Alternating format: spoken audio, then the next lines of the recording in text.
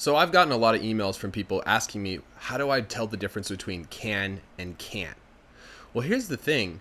It's a really slight difference, and even native speakers have a hard time seeing the difference. But how is it that we're still able to differentiate? Well, today I'm going to teach you some tricks that'll help you be able to tell the difference between the two. Here's the first trick.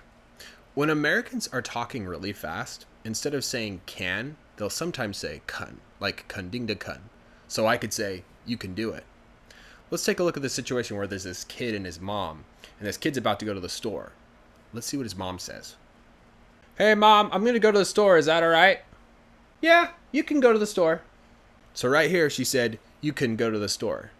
Now, what if she said, 不行? Let's take a look at how she would say that.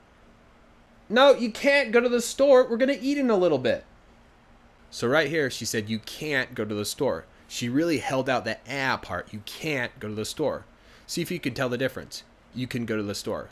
You can't go to the store. Now, here's the thing. Not every American will do this. Sometimes they will still say can, and that's what makes it really complicated. And that's why it's also important to pay attention to the 前后文 in this situation. 前后文helps us understand which word makes the most logical sense for that situation. Let's take a look at a scenario where a kid asks his mom if he can have a sleepover. Let's see how she answers him. Hey, Mom, can I have a sleepover at Johnny's tonight? You can, but you got to make sure that your homework's done first. So right here, it has to be 可以, because it wouldn't make sense if she said 不可以,但是要先把功课做完哦. Now, let's look at the same situation, but this time, she's not going to let him go.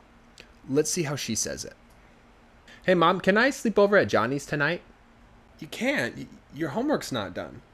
So right here, it has to be 不可以, because it wouldn't make sense if she said 可以, 因为你的功课还没写完.